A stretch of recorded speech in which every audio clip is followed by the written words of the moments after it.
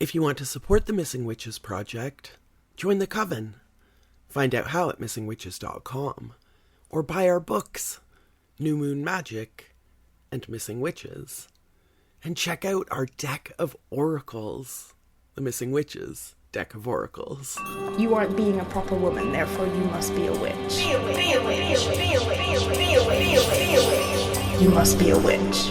Hi, Coven, and welcome to another episode of the Missing Witches podcast. My name is Amy, and I'm so in my guts excited to hang out with today's guest, Mel Gutierrez, aka the Body Witch. Fuck yeah, Body Witch. I know that so many of you, not you, us, have been like struggling with our bodies. I have to shout Risa out, who is not only battling cancer, but like a couple days before this recording, also got appendicitis. Fuck me. Like, right? And so, like, this one goes out to Risa and all of us who are like, oh, my body, tell me what you want me to do. So I'm going to pass the mic to you, Mel. Thank you so much for sitting down with me. Like, who are you today? Where are you going? Where have you been? Tell our listeners a little bit about yourself. Thank you for that. And I want to start by sending Risa some very good energy, protection, clarity of insight so that she can hear the voice of wisdom that her body has inherently so that she can follow through and also provide relief for herself. She's in a fight and I honor her in that fight. So that goes out to you, Risa. I am the body witch. I am not the only body witch. I don't want to be the only body witch. What my work in this world today, I like that question. It's too much when people are like, who are you? And I'm like, today or Yeah, I am an ever-changing and metamorphosizing being. I'm like, we got to cross section that, narrow it down. So my work right now is very heavily focused on getting people to properly interpret the signaling that their physical body gives them. And I have a lot of science in my background to back that up and a lot of experience as an athlete to back that up. But I'm also a practicing witch and have been my entire life. Actually don't know another way because I grew up with both Santeria. I'm not sure how familiar people might be with a Afro-Caribbean diasporic. Oh, I have Santeria on my list of topics to discuss with you, and I'm Oh, super yeah. excited to get into it. Yeah, carry on. Yes. Yes. So my background in ritual and ceremonial magic, even though I am not a practicing santera, that is the background I came from, is always imbuing this work. And now I feel really blessed to be in a place with clients that I can do that explicitly and offer them magic and ritual as a form of healing for themselves. So that's where we're at today. And you're also the co-author of a book called Exposing Yoga Myths. I want to Yes. really get into Yeah. that. I Yeah. feel like Western culture has turned yoga into just like a fitness, but not like a holistic fitness, just like Correct. beach Correct. body yoga. But I need to like Mhm. go down to foundations first. The Body Witch. You have this great video on your YouTube channel called What is a Witch, where you're in conversation with another witch, an herbalist, a friend Mhm. of yours.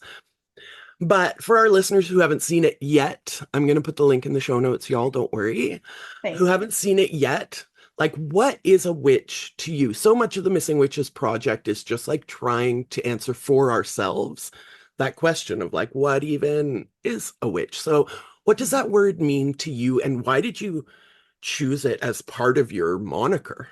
Mhm. Yeah, thank you. I think that's one of the reasons I was attracted to Missing Witches. And I was like, oh, I want to hang out with these people. I was like, these bitches are my kind of bitches.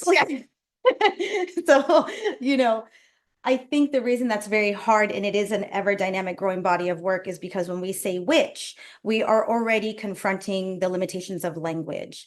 And witch can mean so many things. But for me, what I feel in my bones primarily is the call to explicit everyday guidance from nature and my ancestors and spirit guides in a way that I don't have to necessarily justify the voices that I follow, my instincts, by an externalized framework that is validated by others, aka organized religions. We can talk about a lot about that if you want to. That's part of my scholarly background from college. And there's also in what defining what is witch, that's witch for me. That doesn't invalidate or delegitimize witchdom for those who are not necessarily working primarily with nature or those who aren't in touch with ancestors. You know, that's different work. And so I don't either want to make it so myopic of a definition. This is when we can have the Smith College liberal arts discussion on witchdom, but there's also just calling up the archetypal energy of the person who lives on the fringes of society. And this often looked like the woman, the single woman who had herbal medicine living in the cottage outside the village, which was often a way to survive when other systems weren't really appealing. But it's not limited to just that. So I want to just drop a few seeds and say that's where I go in that direction. But I do not think that that's a standard definition that all other witches, wizards, or magical beings have to adhere to. And now the other part, the body part. The body part. Yeah, Okay. I again personally like lifelong chronic illness, Mhm. mental, physical. I sort of always like felt like um a mind trapped in a body that was my enemy. And I Mhm. know, Maria Minnis was on the show just a couple weeks ago, and she, without prompting, sort of said the same thing, that she like imagines herself as like an orb of light that is like someday will be freed from the shackles of the body. Mm. But I don't want to feel like that anymore. I've Mhm. tipped into the second half of my life and I want to make friends with my body. I know so many of our coven mates have chronic illness, chronic pain, et cetera, Mhm. et cetera. Mhm. So I'm not alone in this for sure. But for all of us, like, how would you suggest that we become friends with our bodies? Like, how do I embody my life? How do I get in good relation with this meat and bone sack that has like gratefully and thankfully gotten me this far? Yeah. I'm going to give the truth, and then we can go into the deeper dive how to get there, because this might create a lot of resistance. And I also honor that because no one, no matter what they look like, has a perfect body experience. Okay. So as somebody who's come from a background of intense illness, near death, seizures, all kinds of shit, including having to rebuild myself after COVID, the real nasty COVID, because I was in the hot spot in New York City when it dropped. It was really fun, big party. So reclaiming your power wherever you are in this moment, the foundation for that has to be self-love and self-acceptance.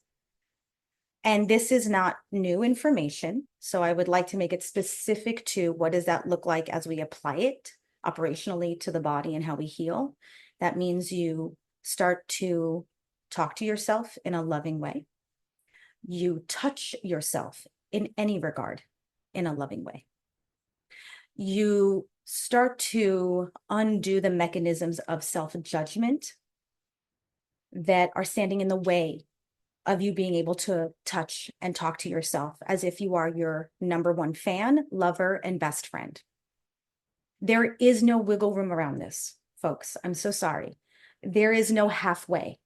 I want to meet people where they are, but I more than anything want you to fall in love with yourself and see the miraculous being that you are in this embodied, fleshy state, as difficult and ugly as it can be, but to fall in love with yourself radically and to honor the first temple.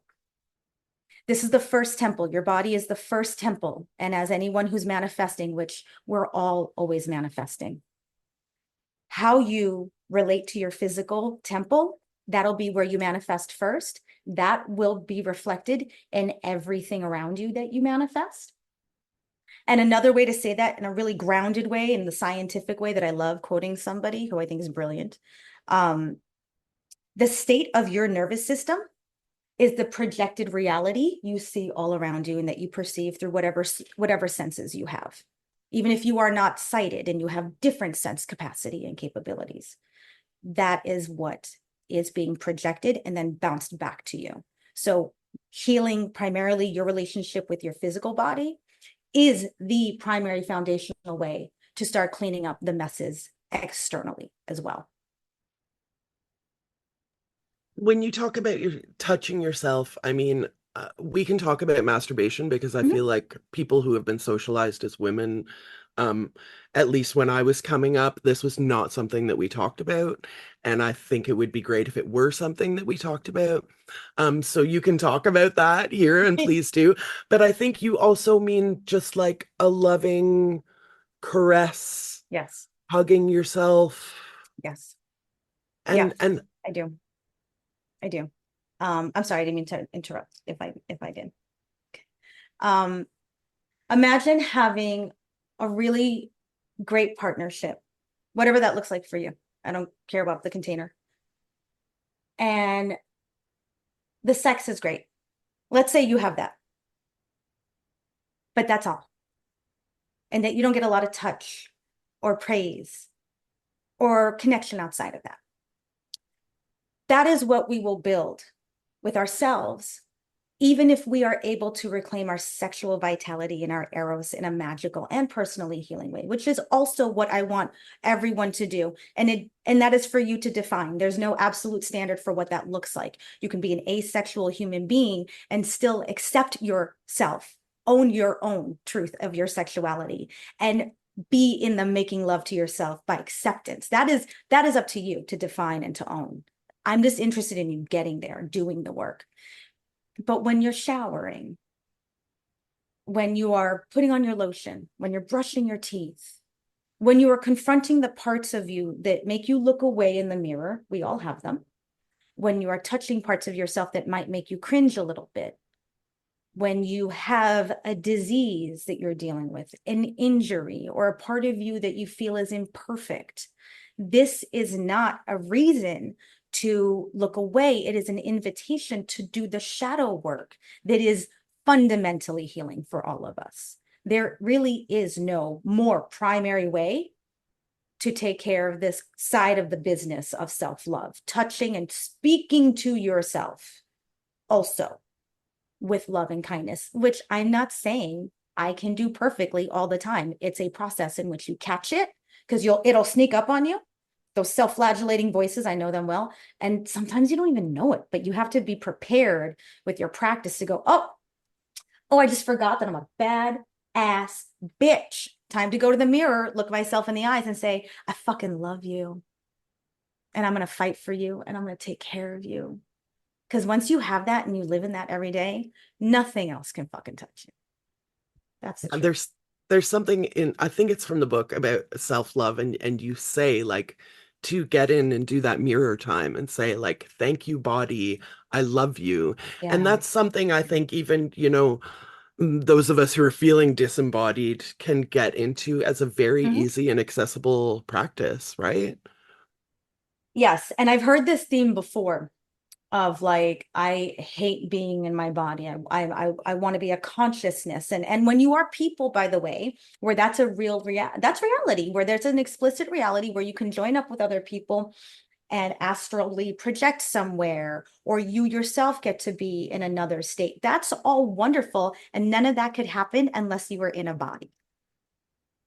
Yeah, Okay, because what right. you're talking about are state changes that are now measurable through modern science, catching up to what we've known for tens of thousands of years as a human species, right? Like maybe not with the same conscious level of awareness, but manipulating these internal structures to the nervous system, we can make it very grounded, which is state change. You use your senses to create a different state of being.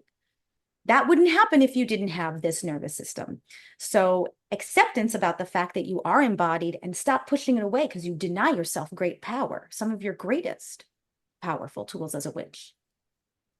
I love that you investigate the nervous system. There's like in the introduction of the book, there's this like big black and white square that says, let me get it right, more science, less woo-woo. And that like obviously I was like, Yeah, because people tend to think that because we identify as witches that somehow that's separate from science, but for us, Mm-mm. that's like integrate. That's like very, very integrated. And you have a BA in psychology and religious studies. Can you talk about how like education and intuition have sort of like intersected in your work? Mm. Ooh, I like that. Education and intuition. Because it's really, I think, it's a sexy idea to be like, and I'm gonna own my ego position in this when I'm like, I'm gonna learn about the sciences so I can corroborate what I experience and then be able to sell it to people legitimately. And then like then we'll clear it all up. And there's a lot of I'm grateful for that impetus because it means that I have a really valid context and starting point that we can all relate to that I'd like to consider anatomical and physiological reality, right? That's a nice place. Um, and then there are the places where our sciences, our hard sciences, are not, frankly, advanced enough to be able to measure or create a standardized report of experience on the woo. And I am someone who lives every single day in the woo. Like that skeleton and I were slow dancing last night because it was a full moon and I wanted to release fears around intimacy and vulnerability. So I don't want to live with that on my deathbed. So I picked up my death skeleton and I was like, we're going to dance this out, buddy. We had a great time. Now, can I corroborate the experience of that in a scientifically measurable way? I can't do that today, but I don't have to because I'm not trying to sell to anyone or even to myself, quote unquote, what is real. I just know what feels good for me. Then reality, a shared reality, is where I think formal education is very useful because reality is already a dicey place to try to define, especially when you have more than one person in the room. So that's where I do like to have a scholarship that allows me to speak on a different wavelength or just to be heard in a different channel. And tell me more about the like religious history aspect of your education. Why was that important to you to study faiths, Thanks. plural? I know I struggle with the diphthong with the S as well. Diphthongs and sibilants. Um, so that came about because I was very, very interested in reading and learning about different cultures. I was very hungry for it. And at the time, the college I was in, Smith College, has a great literature department, but it was like you get one comparative language and then all the like classic literature that was a lot of old white dudes, which I don't take their power away. Like, thank you guys. Like, that was great. But I needed something with a little more diversity. And I realized that if I was looking for primary source material that also exemplified culture, then I could just go to religion. And I would get a fantastic lens there through scripture, primary source material, and then seeing how that evolved in a cultural landscape. And please expand. Tell me about your investigation of Santeria. And you said it's sort of like a, you know, um, kind of an ancestral Mhm, practice for mhm. you. And so how did you get drawn in? Like you said you're not initiated, but like so what does your practice look like? Tell me, I want to sit back for a minute and Yeah. just listen to you talk about Santeria. Oh, thank you. I can't tell you how much this means to me because and it makes me a little emotional because part of my work is representation of myself is um I'm always immediately categorized as Wiccan, which is wonderful. And I'm so happy that's so open and out there. And it just reflects that we have in our larger society a very narrow view of what the witch is or what our traditional magical practice is. So I love getting to talk about my background. I am Mexican and Puerto Rican. The Mexican side of me on my father's side, very heavily Catholic. So that was an interesting mixture of things and backdrop, which is interesting to little Melissa because little Melissa grew up also with a Puerto Rican mother. And that's where the Santeria comes in. And so I was raised with both, not knowing, like a goldfish in the water, just immersed, not knowing that one was different from the other. And they didn't necessarily appear different. Um, Santeria is very strong in its presentation, the altars of the deities. My mother's deity is a god of war and thunder, Chango. And so the way it looks, the fierceness that is embodied is something that I normally grew up with. And I was like, oh, that's the altar with Chango. And that's the coconut that lives in the corner that we don't touch because mom tells me it cleanses the energy. Like shit as a kid that you don't know how to categorize necessarily as different. Like you're just doing it. And then I would go to like Catholic mass, which is, yes, completely different, right? It's a different animal, but also full of death magic. And that's how I saw it as a little kid because I was like, and I was really caught up in the Jesus saga and he went through a lot of shit. But like seeing the resurrection, but also seeing the suffering and all of that. And yes, there's a mixed bag of what that leaves you with psychologically. But it was interesting for little Melissa to deal with those tensions within the home. And then as I was growing up and leaving the house, things I was told I was and was not allowed to talk about. And I used to also attend exorcisms and house cleansings with my mother, who was doing that for friends and people who requested it. So I was always her little assistant. So I also grew up seeing energies and doing the exorcisms and seeing the demons and knowing how to cast spells of protection for myself. And, so it was a weird, I'm very, very, very grateful for my upbringing because it gave me this very interesting perspective of, okay, I don't practice Santeria now because that is not my path, but I have those elements, onorishas, with me. And I don't claim to practice in a certain way because I give respect to my Santera friends and Santero friends who have done that Ifa and Palo Santo, all of that work.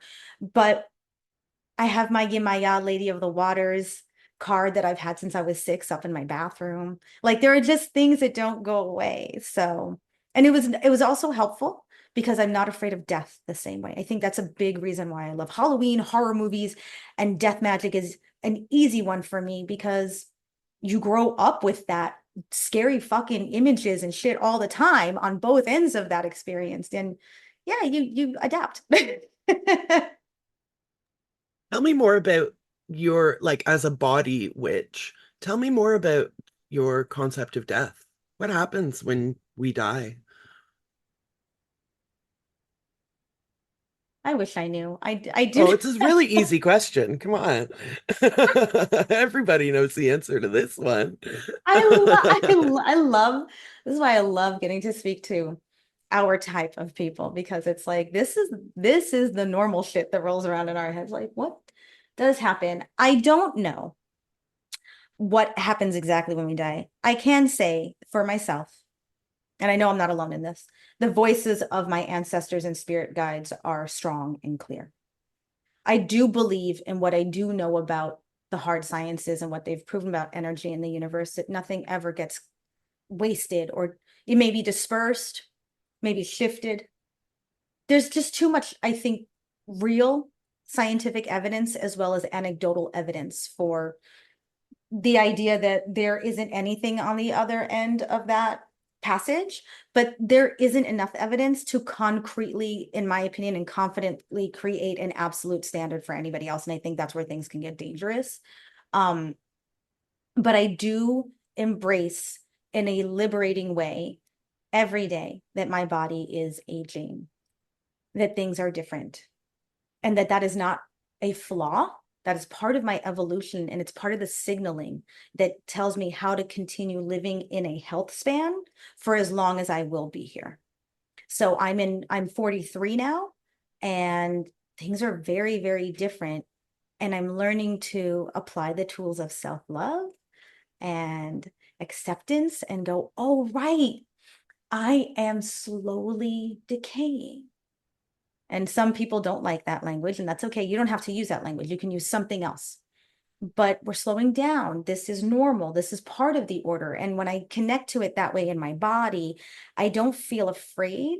I feel very connected to humanity, to the human experience. And I feel instantly transported to the arms of the ancestors who do wait for me, for my dog, who I miss still from high school, for every element that I see. that demonstrates that cycle of life and rebirth for me. Did that answer the question? I mean, it answered it as well as I think any of us humans can answer it. Yeah. I don't know if you ever read any Majin Gonzalez Whippler, but she's also Puerto Rican, Mm. also grew up in Santeria, and she has a whole book about like arguing using the laws of like thermodynamics Mm-hmm. and Yep. electromagnetism, again, that like science-based woo-woo. Yep. Science-based woo-woo. If we can use that kind of paradoxical phrase that Absolutely. there is. And I think like to use a word that is very core to you, it's empowering. Mm-hmm. Can you talk about empowerment? Cast a big wide net for me. What is empowerment? What does it feel like in the body? And how do I fucking get there? Yeah. Well, as someone who never struggles and has gotten there perfectly, no, that's definitely not true. I think empowerment is also a process, but I like the idea of casting the net wide. Empowerment for me, when hearing that question, is about accepting what I desire as truth, no matter what that desire is, and that can be in every area of your life, folks. Not lying to myself about it, even if I don't take action on it, just letting myself in the privacy of my own mind in the mirror talk know what my desires are. That's already empowering because I'm living in truth, my own truth, and I don't have to hide that. I am not saying that it is then your responsibility to enact that truth. Not everybody gets to live in a system where all truths are safe or without real risk of harm.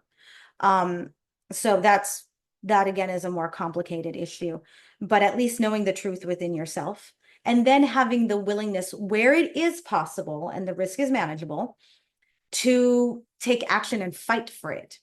Where's your inner fight? Where's your inner protector for your truth, your desires? Who is advocating for them? Who is going to help you move towards them? So what I find empowering about that is that life is hard, but I can either sit in the shit when I get knocked down, or I can get the fuck back up. I'm not interested in living my human life and not making the most of it. I don't see the point otherwise. I don't want to resign myself to rolling around in the misery, so I will fight for myself in every way possible. That's all I got. That's it, pure and simple. That's very empowering. And you're like an empowerment teacher. Mhm. How do people come to you? Like describe what, I don't, client, student, Mhm. describe what that's like in case some of our listeners can relate to that feeling and maybe break out of it. Totally, totally. I think not surprising. I don't think this, based on our conversation, this will surprise anyone. Most of the time, people will come to me. Um, it's a little different now because the marketing material is different. Marketing is a different thing, but most of the time, people come to me to solve body problems because usually there's a word of mouth or someone will see a video or take a class, and then they'll go, "Oh, okay, I think you can help me." And most of the time I can, which is great to say. And I'm proud of that that's a most of the time. And I'm also proud to say that I have a great referral network and not afraid to shove my own ego up my ass and go, you know what, I don't know what this is, but I do have a friend who does, and that to me is part of the work, like getting everybody into this empowerment mode. So let's say we start working together and it's like either I'm healing something through rehab or I want to feel differently in my body.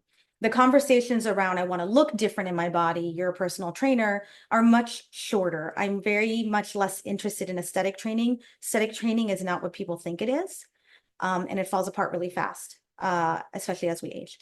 So that shit you see on TV or in movies, just know that nobody looks like that all the time, for real. It's just unless you are genetically gifted in some way, most of us, including myself, don't get to have that. So the conversation really revolves around healing the self.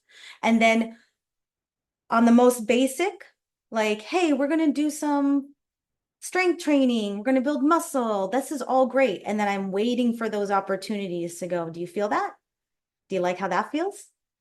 And there's usually a lot of resistance to this process because once you do start strength training, it's uncomfortable. For some women, not all, there is still feeling uncomfortable in a gym because you're usually the only woman in the weight room and you don't know what to do and you're not trained to do that. So we've moved through that, but that is an empowerment process.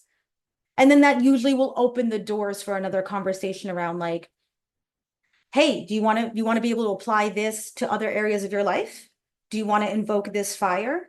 Oh, are you starting to feel what this like rage? People are like, I'm angry. And I'm like, yeah, you're hyperadrenalized. What's there? You know, and then we can start talking about like inner predator work, how to make this translate off the mat, stuff that kind of thing, which I love. Yeah, I have a friend who spent some time in an ashram, and a lot of their work was the exact words you used, that off the mat, Mhm. how to practice yoga as and that's what I loved about the book. Again, it's called Exposing Yoga Myths. So, two-part question. What drove you to conceive of the book? And secondly, something that was really exciting for me, as a Western person, was that y'all wrote that yoga can be meditation, pranayama, that's breath, right? Yes. And or acts of compassion. So part one, why exposing yoga myths? And part two, how are acts of compassion part of a yoga practice? Yeah, isn't that amazing? Um, we felt called. That book was written and was inspired by a blog that my business partner at the time, who is still one of my best friends, by the way, and I want to say like we started our work together in 2012. Right. So we're really going back there. And we were very popular in the yoga industry, which was trendy at the time. It was very, and it still is, but it was very intense. And we were very upset about seeing a practice that we recognized depth, that we had done scholarly learning about its background. And we felt, frankly, that it was being twisted, dishonored, and stripped of its cultural heritage in order to continue to fund capitalism. You know, and by the way, folks, I'm a very proud capitalist as long as I get to take the money and then redistribute it in the way that I see fit that elevates all of us. So you know, so that was why we were inspired to do it. And then we had a third author in there who helped us, and a lot of the blog posts inspired the work, and we just wanted to get the message out. And there's stuff in there that maybe changes with scientific updates. You know, it's older, but the real message was, please know what this system is, specifically from another culture, honor it for what it is, and recognize that you are not going to the gym to get a fucking sweat and a workout in. This is yoga. This is a systematic exploration of you as a spiritual being in an embodied state. To try to pretend it's anything other than that is, for us, I'm not saying anybody else has to be in this line, is offensive. You can make it whatever you want, but you have to at least acknowledge where you're coming from. In the same way that if in a magical practice, I want to start working with a particular deity, I would ask permission. I would do the research to know where I'm coming from, what the cultural background is, so that I can appropriate it with kindness and gratitude and integrity, and not just appropriate with unconsciousness. We're all appropriating all the time too. I just want to do it consciously with integrity. So that was the real inspiration of it. And also so that people stop struggling, because there's also, and I'm just going to get really frank for a moment, my language here, there's a lot of bullshit in the yoga and fitness industry that is racketeering and profiteering off of people's insecurities about what they feel and look like in their bodies. And that is disgusting to me. It's not something I can stand by. And then also profit off of myself and not speak out on it. So that's where a lot of that came from. And then part two, how are acts of compassion part of a yoga practice? I was like, there was a much more important question in there, Melissa. Listen, if anybody asks me two questions, there's no way I'm remembering the second question. I don't know why I would do it to you. The acts of compassion are, so again, yoga as a system of spiritual exploration from a country and a culture that we can't, and I can't necessarily identify with, no matter how much scholarlyship you do it, you're not in it, right? So you try to take it and make it fit and shove it into the hole, that star-shaped peg into this hole over here. And all of that work is to be able to liberate yourself outside of the conditions of human suffering. That's as far as we know. We don't know a lot about the history of yoga in a lot of ways. So Let me just interrupt for a second because yeah. it's so old. It's older even than Hinduism. Yep. And that is so fascinating to me. But carry on. Yes, thank you. No, thank you. Thank you for bringing that up, in that it's also really important that when we have these conversations, have those side notes, because we don't know. We're going, like, we go into other people's cultural shit to study it, which is great, but then we create these codified categories and names, and it's like, we don't really know. Human beings have been playing with their embodiment for a long time, with some evidence that is written, if we're lucky enough, but we don't fucking know. Like, shit's all over the place. So like that's the scholarly, please take that quote. Shit's all over the place. So when you're in that liberation exploration, compassion, which is a thread that runs through Eastern philosophy, self-compassion. So acts of self-compassion, the self-love, the kind self-talk, reevaluating the lens through which you view your body, those are acts of yoga.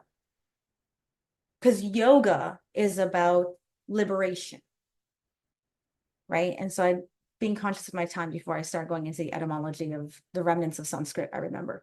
So, okay, so yoga is, if you break down the language of yoga, like the word yoga means, it means the yoking of opposites. So it is a perceived opposites exploration, because Eastern philosophy was very, I'm saying was because it's past stuff we're talking about, but in comparison to Western philosophies, is non-dualistic. Dualism is in the Western conception of I am a brain and then I have a body, and those things are separate. And so that again is a lens that works to see through the world in those lenses. Like in Eastern philosophy, nothing is really separate from anything else. That those are just perceptive categories we create. Now that is being proven more and more in quantum physics. Anyone who's interested in the more advanced science is right what's coming forward. So it doesn't invalidate all the good things that happen in Western science, but this is partly why we have this difficulty of like trying to stick the peg in the wrong hole. So as you're yoking opposites in that compassion practice of the self and the body, you might perceive, I don't like this arm for whatever reason. And then you start playing with your perceptions of why. How do I define it as an arm? What does it mean that it's mine? Why isn't it living up to a standard? Where'd that standard come from? And so you start doing all that shit. And if you're not kind to yourself as you examine your lenses, and you don't have the compassion or the self-love practice, it's a lot rougher and sometimes damaging. I want to tie these two threads together because, again, they sound like opposites, but to me, they share connective tissue, and that is like empowerment and compassion. We kind of might think of power as being like an aggressive, self-serving. So tie it in a bow for me, stitch together the connective tissue between empowerment and compassion. If an intruder were to break into my house, I would hold nothing back to kick the shit out of them and kill them if necessary, because I will choose myself. And as they die, and I have the cops coming, I will hold them so they don't have to face that transition alone. Does that help? Yes. And how can I implement this connective tissue in my day-to-day life when I'm not faced with an intruder? Although, if we think of intruders as just like people who are trying to get into your head, then it's easier to conceive, right? Right. And I use the hyperbolic statement of that example because it's just easy to illuminate and to kind of go, oh, that makes it a little more obvious. And there are scholars of compassion who might quibble on that, folks, by the way. Anything is up for polemical debate at all times. But I think what that looks like on the micro level is, do I have a thought that is serving me or that is hurting me? And how do I compassionately draw the boundary around that? Is there a person who is coming at me in a certain way? How can I, with power, lovingly hold the boundary around that? You don't have to lovingly hold everyone. I leave that up to you folks, but you can be boundaried. You can fight for yourself. You can choose yourself first, and you can be skillful in how you use your power. And then you can invite in the compassion. This takes a lot of practice. It's nicely said, but it takes a lot of practice. Thank you so much for sitting down with me. I know that our listeners, I'm sure that they're relating to so much of what you're saying. So, what would be the best way for listeners who are intrigued by what you're saying to support you, get in touch with you? Obviously, again, the name of the book is Exposing Yoga Myths, and it is a quick read Super quick. and it's beautifully laid out. It feels like you're really getting a lot of bang for the word count. So don't be intimidated, listeners, if you're interested in this book. It really Not at is. all. Yeah, it was Uh, meant to be a fast, digestive read that triggers thought. And there's also a free course I've created that talks a lot about what Amy and I just ended on. Like, how do I start doing this compassionate empowerment work? And it was a course I created specifically for witches to step out of trauma and into their power, both using magical and practical tools. And that is something that would be a really interesting experience. And that is also fast because we all know how we're operating these days. So it's a free one. There's like 5 videos in there with some workbook stuff. And you do you get through it. Each video is like 5 to 10 minutes. And that's a link that I can provide also that Amy can put up. yeah, all of these links will be in the show notes. I'll link to your YouTube channel and to your book and all of that. And I know you're on Instagram. You want to drop your handle for those who might want to follow you. I don't know if you're on TikTok or Facebook or all those, but There's only so much I can handle. seriously. Uh, The Body Witch is my Instagram handle.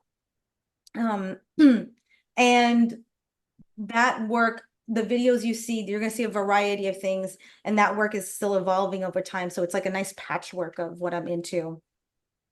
Yeah, that'll be yeah. all kinds of stuff.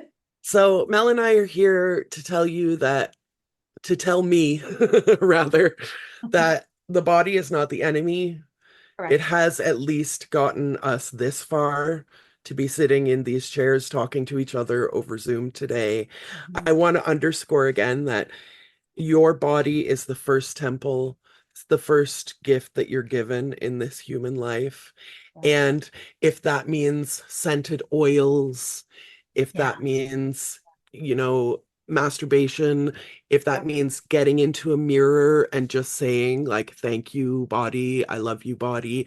I'm currently wrapping my arms around Mm. myself and giving myself a hug. This is like an important practice for me too, um, just to try to get out of feeling like my body is the enemy. You know, I've spent too much of my life Mhm. cultivating my intellectual, my cerebral, and sort of just being mad at this body for feeling like a prison. And now, thank you so much, Mel, for helping me to sort of deconcretize those, to stretch emotionally and not just in a yoga Madonna way, but to stretch. Are there any parting words that you have for the listening coven before I thank you again? Be your own best friend, folks, and you will know a liberation like no other. A liberation like no other. Thank you so much, Melissa Gutierrez. Again, the book is Exposing Yoga Myths, the YouTube channel, the Instagram, courses, classes. Find all of that stuff in the show notes or head over to the Body Witch on Instagram and check it out. Thank you so much, Melissa. What a treasure to get to talk to you today.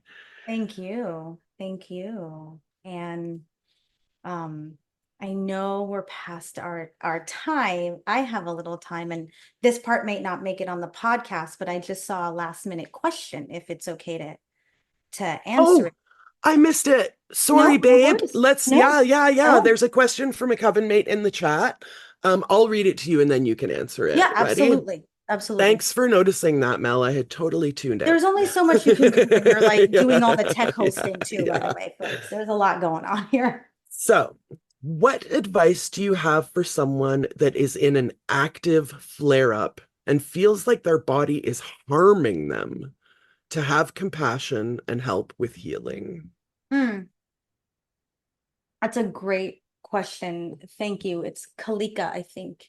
Um, so this is where I would be like, I'd want to do an intake and understand, what does flare up mean to you in your body? And of course, this is not the space for all of that, but I think your question is still pertinent in that we all have these acute, chronic, or just moments, right? So what I would want to know is what you're doing mentally, emotionally, and physically to reduce inflammation. And inflammation is like another great word that we can throw around, and I want to like bang my head against the wall when I see a lot of things around it, and that's okay.